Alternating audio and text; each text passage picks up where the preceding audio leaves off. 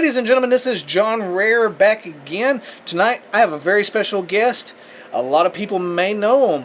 He's caused quite a ruckus with his group, The Last Tribe. His name is Big Smuve. How are you doing, young sir? I'm doing well. How about you, John? Pretty damn well. I would have to say you are probably one of the youngest guys I've ever had on my show, but the reason I had to get you on here is because your name and your videos keep popping up on my timeline a lot. You seem to be very popular in this last year. Hey, man, I can't do anything but give all praises to the Most High for it. I'm just trying to be out here grinding, improving every day, training hard, and getting as much exposure as I can. Now, I've never got to see you in person yet. Like, I've never got to see you live. I've seen your videos, obviously, but I've never got to see you live. But just watching your videos, you got that charisma that, a lot of people lack. You do see a lot of people in the industry. They just kind of come out there. They do their match. They go to the back. You get to see a wrestler. But the minute you walk out, you see that charisma with you. The glasses, a lot of those glasses catch my attention every damn time. When I first started seeing those glasses, I never seen you without them. And it's funny for me to say it because I used to wrestle with glasses on. During the match, I would have glasses on, and I did that because I liked Mr. Hughes, and I actually got to meet Mr. Hughes this weekend and actually record a show with him. So I thought that was really cool. Really dope. Yeah, and Mr. Hughes is awesome to tell you that. But you got that charisma. You like a lot of people don't say it anymore, but you got that it factor. When you kind of see you draw that attention, which is amazing because a lot of people don't have it. And I've never got to see you live yet. And I've got to get up there to see you at Victory Championship. I know y'all got y'all's new place now in Gadsden, correct? Yep, correct. And is it every Saturday or is it annual? It is every Saturday, and it's 2 shows. It's a 6 p.m. show and a 8 o'clock show. So we're running 2 shows every week. Now, if I'm correct, that's 1001 Rainbow Drive, Gadsden, Alabama, correct? That's right. Okay. So, everybody, there you go. Gadsden Mall. Every Saturday, 2 shows. I'm pretty sure you want to book in advance with the COVID stuff going on. Yes, because last 2 shows sold out instantly. So obviously, Victory is a hell of a place to work for. I haven't got to go down there and see it. And, it was right down the road from where I live, down in Munford, Alabama. And I do want to get onto that Munford situation because I know that was a bad situation from what I heard. I didn't mingle into that too much because I just heard a lot of naysay about it. But obviously, you probably know more about that situation than I do. Right. But I heard a lot of negative stuff about it. It was, y'all basically got kicked out of there because, now correct me if I'm wrong, of course, because like I said, this is just from what I've been hearing, but racial stuff from the community, and basically they didn't like one of the wrestlers being trans. So yeah, a lot of negative feedback from the community kind of pushed you, forced y'all out of that area, correct? Right, correct, very correct.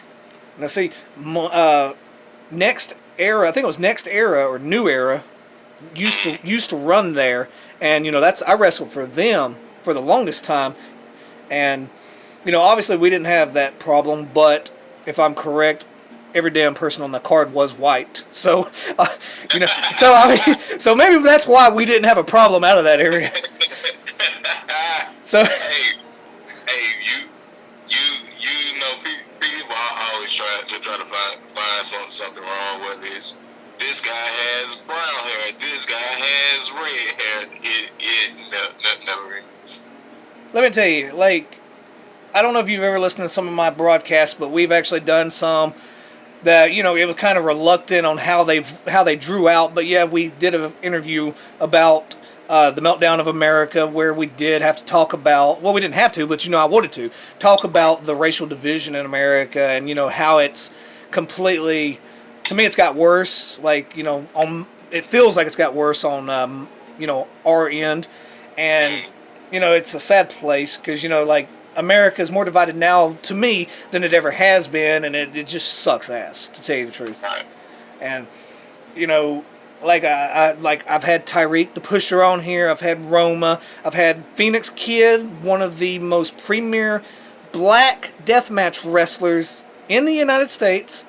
And it's always a sad thing that it gets brought up the way it does, and hell, what we should be talking about is like what I brought up earlier, the it factor that you got, the charisma that you got, that you're one of the youngest, especially in this Alabama scene, that's drawing all this attention from like an old vet like myself. I'm noticing you, and and out of all the things that I said that I'm noticing you for, I didn't notice none of those things.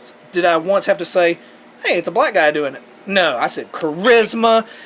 I brought up the damn glasses because I'm serious. The glasses always draw my attention. Hey,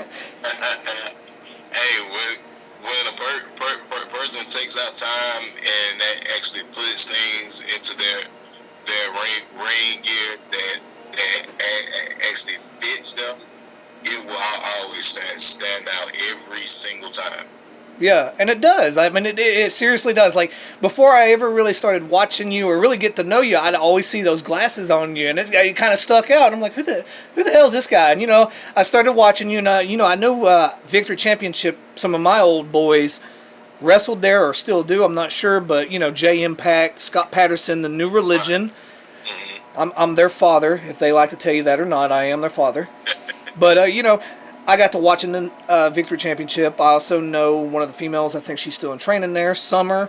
So, my eyes have always been fixed on that organization, and it's a damn well-ran organization from what I've seen on the outside. So what got you, I'd say, when did you start watching wrestling? Well, I started watching it at a very, very young age. I would come home on like Fridays, and SmackDown was always on, and I would sit there and like watch it and be like, man, this is some really cool stuff that I'm seeing, and I really want to do it. But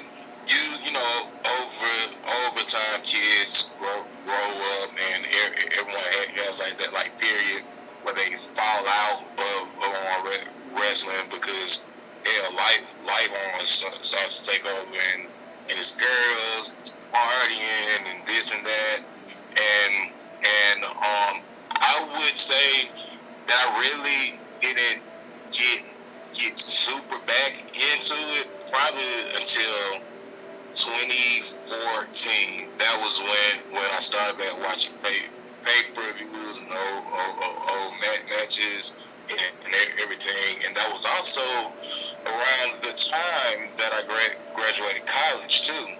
So from like there, that like thing was always in the back of my mind. Like, I really want to wrestle. I really want to wrestle.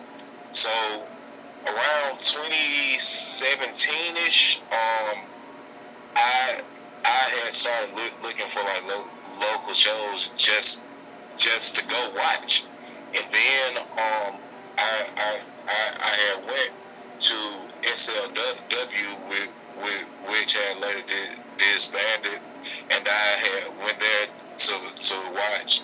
I think that was around November of 2017. And like just like sitting there seeing local guys doing something that I always wanted to, I was like, yeah, I gotta exit now. So I stayed after the show, and I met Johnny Slaughter there, and he had started talking to me about the training and everything. And January 2018 is when I started training, and I debuted in October of 2018, and yeah, from there, it's been win and heartbreak and all and championships and everything you can think of. And it's been a crazy road that I do not regret going down. Yeah, like, I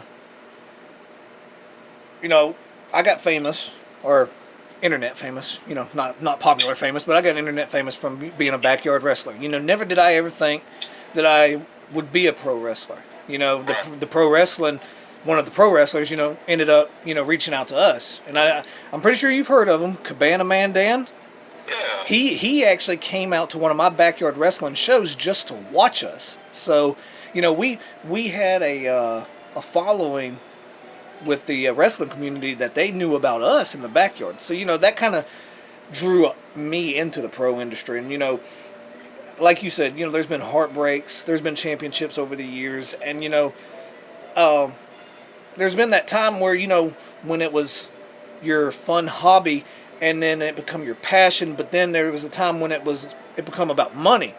Exactly. What part are you in right now?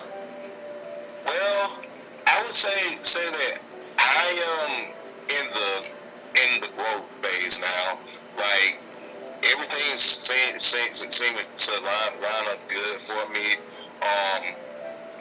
My current shoot job pays me well. They gonna let me go to shows when I need to go. As long as I get 40 hours during the week and everything, and it's a really good situation for me with training and everything, and getting more so to the actual sport. Man, like, I feel very comfortable in the ring now, where like I feel that I can go out there every time and just put a great show on. Like, I'm very confident in the skills that I have. I'm very confident in my overall presence, in my talents and everything. And I also feel that even though I'm a younger guy, that I can actually control the ring for like someone who is more so nervous, Yeah, or green or something. Like I feel that everything my trainers have taught me, and everything that I've studied on my own and everything else is all coming together. Where like now, I just feel that I'm just out there just living life. Like my character work doesn't seem forced. Like one thing my trainers always told me is that the best characters are you turned up to the max. And I honestly, Smooth is me. Like, I don't. There's like very slight change between me in the ring and me out of it. So everything is lining up right.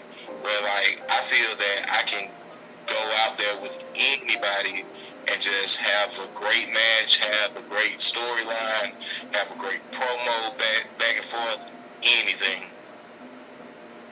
yeah, and that's good. Especially with just being in the business, roughly less than 3 years. That's definitely a very good quality, because trust me, I was in the ring for a pretty damn long time and never felt comfortable being, that ring general, calling a match. I always just wanted to be, hey, tell me what to do, we'll do it, blah, blah, blah, blah. But, it took me a long time to actually, take over.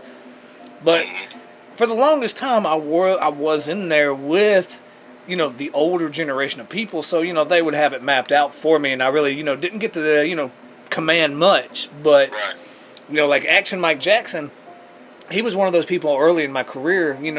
He actually told me at one point, like, the championships and titles didn't mean much.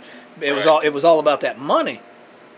And at that time, I was just like, No, fuck that. Because at hell at the time I was making like $5-10 a show. I'd travel forever and make nothing, but I wanted a shot at that title, and I just wanted to hold that title. Mm-hmm. But now, years down the road, yeah, give me that money. Right, but because something younger guys and hell even older guys mess up is that they let their pride separate them from a great opportunity. Like say if someone offers you $200 to come into a five minute match, right? I mean, yeah, that's a pretty solid payday. But if it's a shitty show, like, what have you learned? What have you gained? Whereas if you go to a larger show with a better opportunity, better production, better quality of talent, and you end up getting paid $40, which one's more valuable to you then? And a lot of folks don't get that. They always look for a short term gain as opposed to a long term investment. And like one thing I always say, whether it's promo, Facebook posts, everything, I always say it's just smooth business, because I'm a big businessman first. I have a big business marketing degree, so every move that I make is very calculated, so that I can set myself up to be on a grander stage, and I also pull people that I like up too. But a lot of folks focus too much on self without focusing on future self, and it fucks them up every time. Yeah, like, just that instance that you said, I let my ego get in the way long, time ago when I was still training. Before Pro South was as big as it is, me and Hugh, we've recently made up, and we've had a feud for years, and I extended a peace offering to him. He accepted, so we're on good terms, and I definitely thank him for that. My 2021 resolution was, no beef for now on. I just want to be peace in the industry, but my ego got in the way early on while we were training at Pro South, and like whenever they wanted to put on one of their first shows, I was going to get squashed in a match, and I was nobody. Nobody knew who I was, but me, I was like, man, I'm not driving up there to get squashed. Fuck you. And that was just that, and that that was basically the relationship gone there, and me and Ace, I always said that me and him put on hellacious matches together. I thought me and him could be great business together, and it all got ruined. And I say it now 100% because my ego got in the way early on. And I always set you back if you ain't got it balanced out right. And while they started running shows, I was at the house. So, lesson learned. But, it put me where I am today. And, whatever with that, lesson learned. But all I can do is, try to teach and, educate. Right. Hey, because great lessons come from failures. Like it's the same way. If a person tells you don't play with a knife, you will get cut. You ain't gonna learn till you get cut, and then it's a physical scar to remind you every single day, I shouldn't have done it. I won't do it. So yeah, sometimes people got to be hurt for them to learn. Yeah, And one thing I've definitely learned is, egos are one of the worst thing in the wrestling business. Yeah, because a lot of folks are not good enough to even have them. Yeah, I mean, and it is like, from the beginning of my career till now, and luckily now with, I work for IWA Deep South and $10 Wrestling, and we've really like narrowed down the locker room to just a certain group now, so there's not as bad egos as there used to be, which is definitely good. It's definitely better to have a very friendly locker room than an egotistical locker room. Definitely. Because, like, I've always said it's a brotherhood, and, yes, these brothers fight like family, but you don't want to be in a locker room where you got to be looking behind your back for someone to stab you. That's for sure. Right. See, and the thing is, too, if everyone comes in knowing their role and they actually do what they're supposed to do, the whole show, the whole company, everything's run so much smoother. But the problem is, it's a lot of lazy ass folks too that do not want to work, that do not want to take care of the duties that they were given, that think that they're too good to do X, Y, Z. And honestly, until your name is Vince McMahon, Undertaker, Stone Cold, so on, so forth, you are not too good for anything in this business. Whether it's jobbing out, breaking down rings, selling tickets, anything. So people who think that they are something, they will soon find out that they are absolutely nothing. Yeah. And it's just facts. Yeah, I mean, that's the key to, like, the story I said earlier. When I was younger, I was always like, no, I'm not doing that, I'm not doing that. And then when I get older, I'm like, wow, I really fucked up. Yep. Like, it doesn't matter who you are, because for the longest time, I was champions at different organizations, but when a different organization would call me and say, hey, I'm gonna have you lose, the first thing out of my mouth would usually like, no, I'm not gonna lose, or I'm not gonna come up here, but I'm gonna lose. Right. And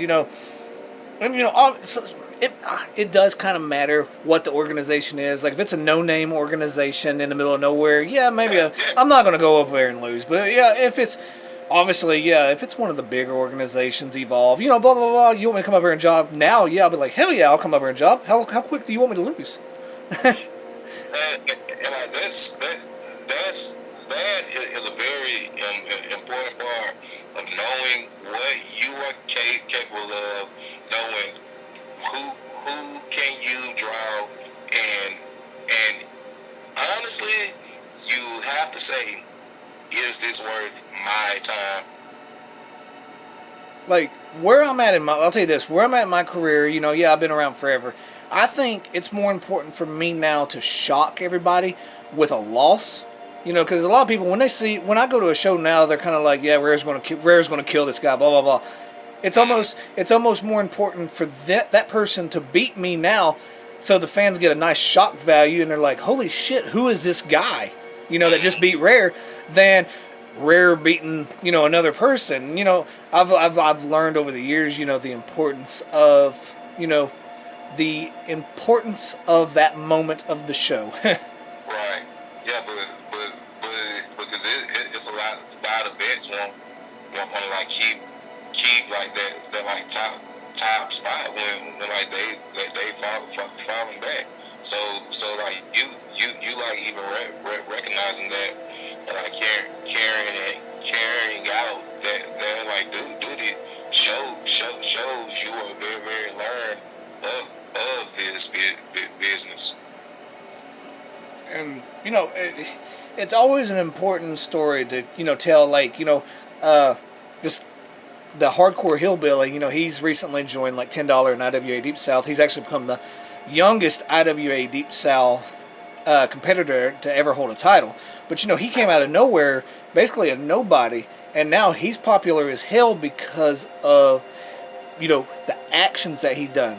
Necessarily, he didn't have to win. It's what he's done that's got him popular. Now, there is a slap competition that's, for real. It's a shoot. They're really slapping each other, and he's won the damn thing. So now he's popular as shit because he came out of nowhere. This rookie green guy, and he's got a damn slap fight championship. So everybody's who is this guy? That's the importance of the value of shock. Yes, indeed. Like, if I show up on Raw Monday night and beat Keith Lee, there's going to be some pissed off people. I'm going to tell you that. Because I love Keith Lee, to tell you. I'm a Keith Lee guy. I'm a Keith Lee guy now. At first, I didn't buy in, okay? I didn't buy into Keith Lee at first. It took me a minute.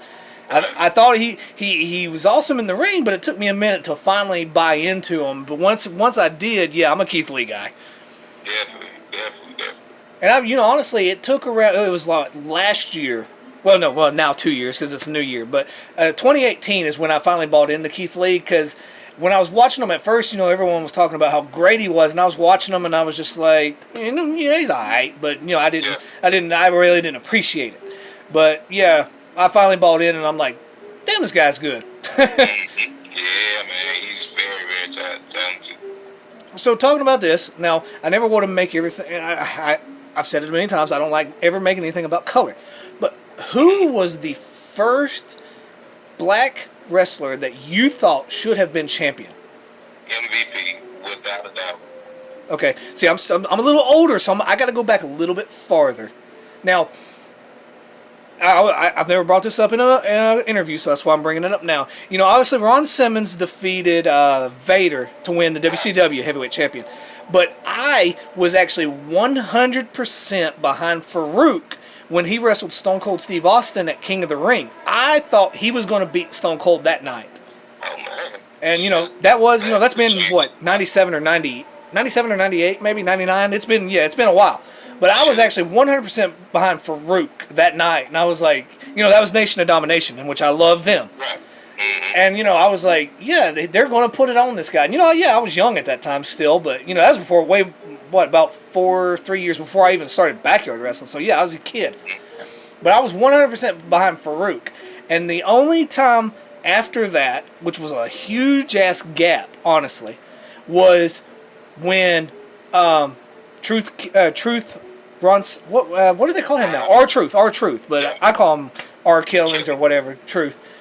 Whenever he wrestled John Cena at the Great American Bash, I thought he was going to win. Yes, I was like, you know what? This will be the ultimate shock, but WWE is going to finally put it on this black athlete because, Ron Simmons, or I keep saying Ron Simmons, Truth was, he had it. I've always liked him. He was the NWA champion, and I was like, you know what? They're going to do it this time. And obviously they didn't, but, those were the first two, which I'm a big Daniel Bryan fan as well, but I was still ecstatic and loved it whenever, Kofi Kingston won it.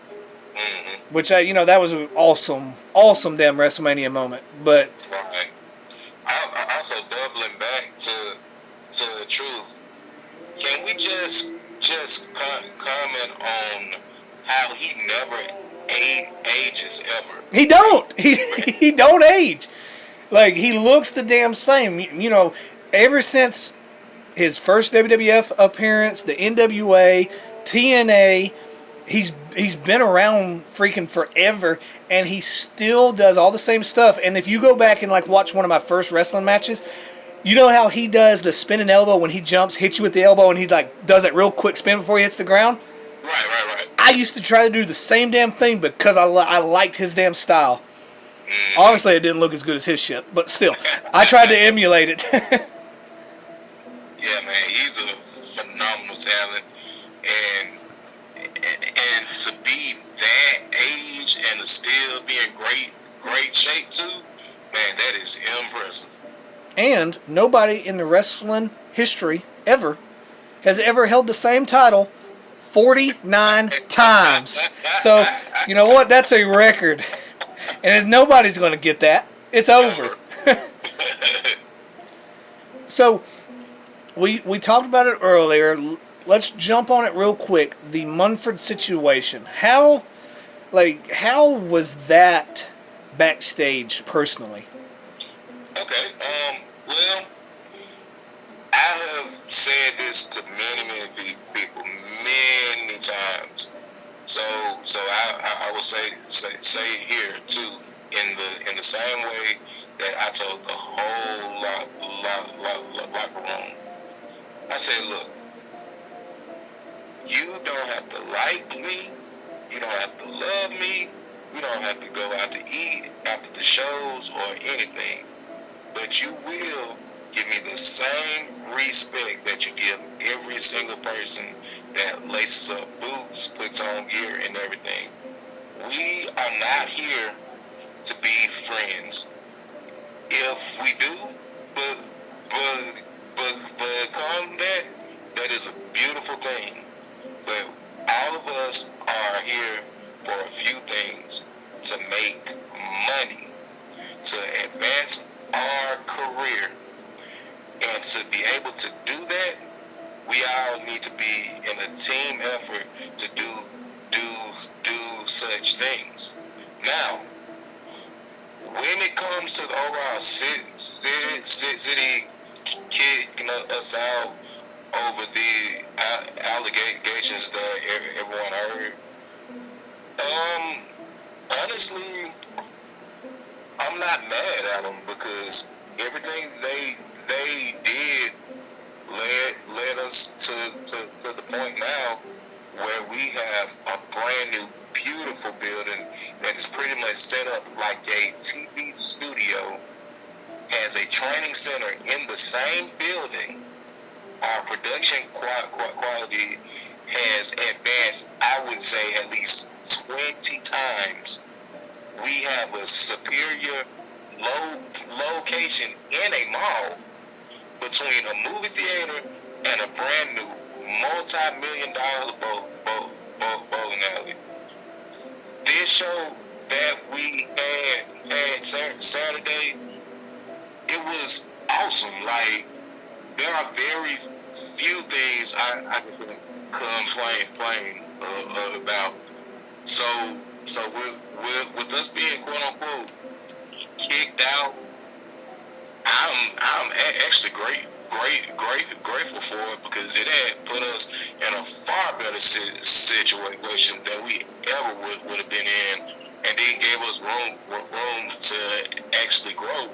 So yeah, they actually did us a big favor. Yeah. Yeah, like, some people, you can't look at, like you said, you can't look at it as a failure, look at it as a step forward. And, sometimes you can be in a venomous situation and never know it. But, you settle with it because, that's what you're used to. I was in the same boat there, and, never, let the snake bite you 1,000 times and never think about it, because, that's the norm. But, like you said, definitely you got out of there, and then you got to see how much better the next, eventually the Munford situation will be nothing but a damn memory of a stepping stone that helped you advance. So, right, and the thing is too, man, businesses either sink or they raise up to the top. VCW has gotten out of the water and is now on dry land. We're in a so much better place than we were. So I am very grateful for everything that has transpired over these last few months. Now, I know the tribe, or the last tribe, when I first heard about it, me and J Impact, he goes by a new name now. I can't ever get his new name right, so I'm just going to call him J Impact. Legato Von. See, I can't ever get his name right, so it's just J Impact, but I've known him as J Impact for 10 damn years, so he's just kind of stuck with that. We were randomly talking about it, and I was like, you know what, I just read listened to an audio book called The Last Tribe, and he's like, really? I was like, yeah. So I sent him the link to it, and it was just a funny thing, because we were talking about it, and I was like, that's funny as shit.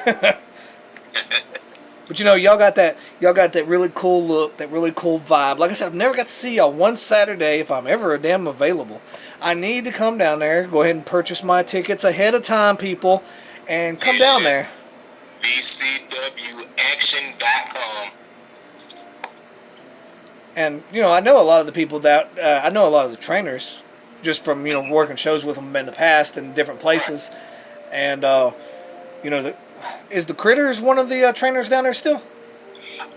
Current training staff is Johnny Slaughter, Damon Taz, and Joshua O'Hagan. Okay, yeah, I know Blur, and Blur knows me.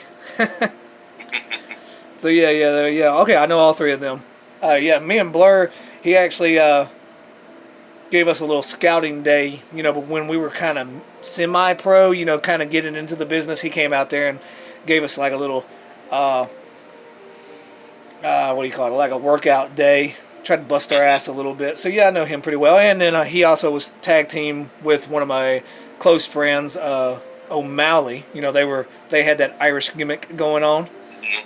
And then obviously I also run into him every now and then. I ran into him 2 shows ago at the Venom Championship show. He just showed up in the audience to support the Horse of War, Scott Patterson. Okay, cool. And man, Josh is one of the best trainers out there. He will definitely have your cardio up good, teach you brand new moves, give you great in ring psychology and everything. But them damn blow up drills will have you sweating buckets. Yes, that's what I was trying to think of earlier, is how to say that, blow up drills. Yeah, he used to do that shit with us. The damn squats, running around the ring, push-ups, sit-ups, squats, running around the ring. Like, yeah, I remember that shit with him. But yeah, man, I just had left on training last night, and I'm still trying to recover from it, and then do it all tomorrow night. So, right now, what organization can call you tonight and you'll drop everything that you got, pack your bags, and go immediately? Honestly, John, there is no one or organization that can do that for me. I'm a very careful mover, so I will have to read the contract fully. I will have to send it to my lawyer and everything. Like one thing people tend to find out about me after spending time around me and everything is that I don't rush anything. Like there are certain values that I have, certain beliefs that I have that always have me in a conscious state of like thinking, what if I do this? What will come of that? So just to sum up that, there is no one company that have me drop everything now. Like, I will have to see all the paperwork. Now, if it comes to a tryout, sure, yeah, definitely that. But when it comes to putting pen to paper, I'm gonna have to sit down more. Who is your dream opponent right now, just on the indie scene, that you have not got to wrestle? On the indie scene, let's see. Who would I want to face on the indie scene that I really want to see? Shoot, I can't really pull out one, but just name a few guys. I would say Austin Towers, Logan Creed, and hell, anyone else who up there trying to make a name for themselves that I can put a great show on with. But I am trying to face all the giants so that I can prove that I am the superior giant. I'm stronger, faster, smarter, everything. So this is an open challenge to anyone who thinks that they are at the level. Let's do it. Now, you know, everyone's a giant to me because I'm a really, really short guy. But I've made my career off of, you know, wrestling the giants. So, you know, for some reason, I've always put on a better match with the bigger guys. You know, rest in peace, Spider Boudreaux. You know, he was triple my damn size, but me and him put on the most killer matches ever. And, you know, for some reason, it was just that way. I've always worked better with the larger guys. But if I am in there with a smaller guy, I usually try to be the aggressor and, you know, throwing around the, you know, the little guys because I can, because, you know, I'm used to fighting the big guys, so Right. I can't be, you know, equal when I'm fighting someone my own damn size. Mm-hmm. Man, I need big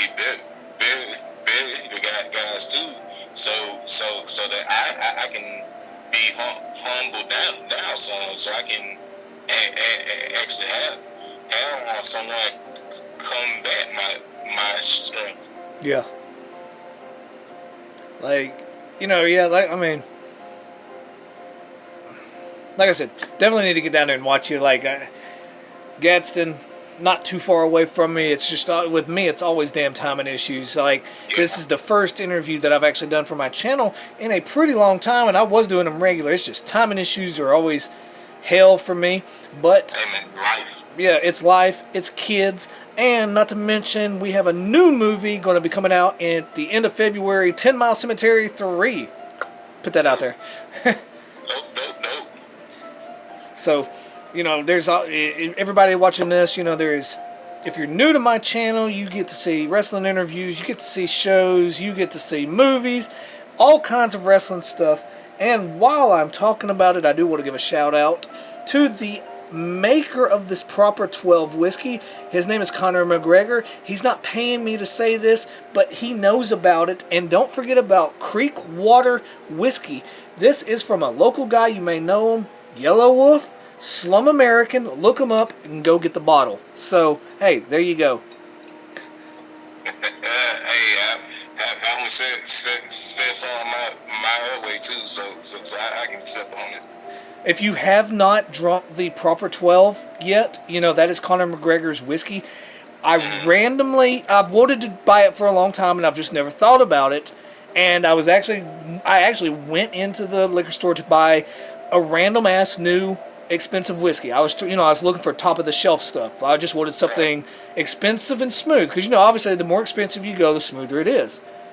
So I came to the Jameson Black label, and right beside it was the Proper 12. So it was like, oh man, do I spend the 80 on the Jameson or the Proper 12, which was only like 27, I think? And I cannot say enough good about the Proper 12, how smooth it is for being honestly a cheaper whiskey. Oh man, I'm gonna have to try it. And I've been telling everybody about it. Like, surprisingly, I would top this as, you know, as a cheap whiskey. It's $30, but Right. as a cheap whiskey, it's actually one of the smoother whiskeys I've tried ever. So it's well worth it. And if I'm telling you, if you buy it and you don't like it, you can personally find me smooth and do what you got to do. Hey, everyone heard them say it, so hey, there it is. Now, what I want to leave on this interview today is that this was the day that Smooth came on my interview, not the day that the Trump people took over the damn Capitol. Don't worry about that. Pay attention to Smooth on my channel, okay, people? That's right. And, you know, the world is in chaos, but America's in chaos. But the important thing that we can do as people is come together the way we should have been together the whole damn time, honestly. And, you know, the government, the media, and the radical people. How they fight people is divide people. It's always been that damn way. It's always mattered, where you live and what you do, what color you are, how tall you are, and this and that. Men, women, they want to divide us. If you don't let them divide us, we're one people, and that's all. Honestly, all we all should be. Hey, just sum up my thoughts there. Real eyes, realize, realize. Real eyes, realize, realize. Get that, people? I remembered it one time. There you go. And I got a shitty memory, people. You know me. But, we've had an awesome interview. So if you want to leave any final words, final comments, or final distribution of anything that you want to put out there, Mr. Smuve, go for it. Yes. Final thought. Support independent wrestling as a whole. Support BCW. Support The Last Tribe. Support Big Smuve. Buy my merch at bigsmuve.com. That is BIGSMUVE.com. Follow me on every social media platform possible.